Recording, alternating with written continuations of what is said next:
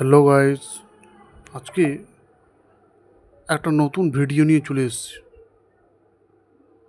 যে ভিডিওতে আলোচনা করব যে ম্যাথমেটিক্স সম্পর্কে, সরলীকরণ সম্পর্কে বা সিম্পলিফিকেশন, যেখানে দুটো অঙ্ক রয়েছে।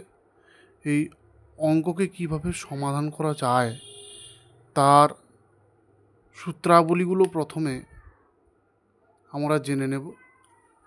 জানার পরেই আমরা এই অঙ্কগুলোতে যাব। এখানে একটা অঙ্ক দেওয়া আছে, যদি এ প্লাস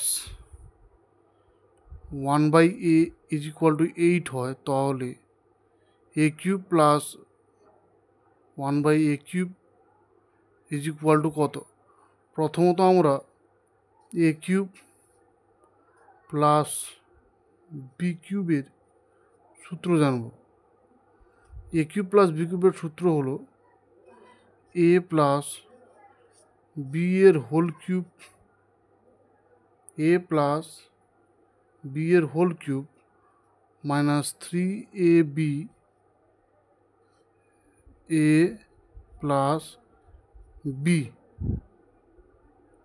অর্থাৎ আমরা প্রথমে জানতে হবে যে এ কিউব প্লাস বি কিউবের সূত্র হলো এ প্লাস বি এর whole cube minus 3ab A plus B এর whole, A plus B whole. এরপরে আমরা অঙ্কতে আসি। প্রথমত দেওয়া আছে A plus 1/a is equal to 8 হয়, তাহলে এ কিউব প্লাস 1/a কিউবের মান কত? প্রথমত আমরা এদিকে লিখব বামপক্ষ। এগুলো অঙ্ক করার ক্ষেত্রে বামপক্ষ এবং ডান পক্ষ লেখার একটা প্রয়োজন রয়েছে। বামপক্ষতে চলে যাই। A plus 1/a is equal to 8 দেওয়া আছে, A cube plus 1/a cube এর মান নির্ণয় করতে হবে। তাই আমরা এ কিউব প্লাস 1/a কিউব দেওয়া আছে, ওটাকে 1-এর কিউব হচ্ছে গিয়ে কত? 1। সো আমরা কি করব, 1/a এর হোল কিউব করে দেবো। ফলে একটা সূত্রের মাধ্যমে এটা একটা সমাধান করা সম্ভব হচ্ছে, যেহেতু এ কিউব প্লাস বি কিউবের সূত্রে প্রতিষ্ঠা হলো। পরবর্তী আমরা চলে যাব এ কিউব প্লাস বি কিউবের সূত্রে। আমরা পাচ্ছি যে এ প্লাস বি এর হোল কিউব, অর্থাৎ এ প্লাস 1/a এর হোল কিউব মাইনাস 3 ইন্টু এ ইন্টু 1/a, এরপরে এ plus 1/a।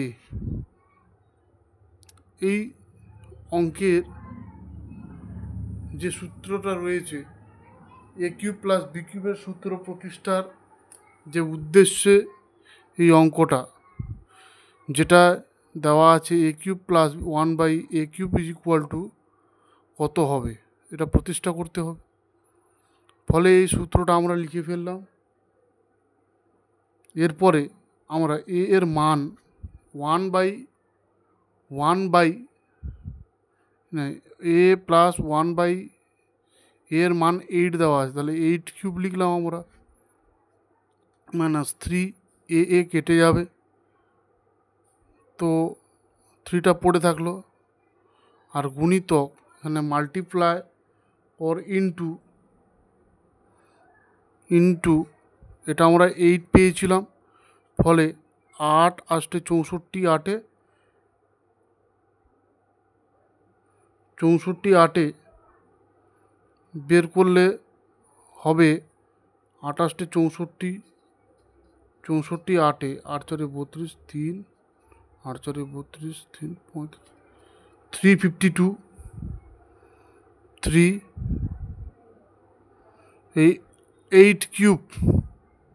8 cube minus 3 into 8 is equal to 8টাকে আমরা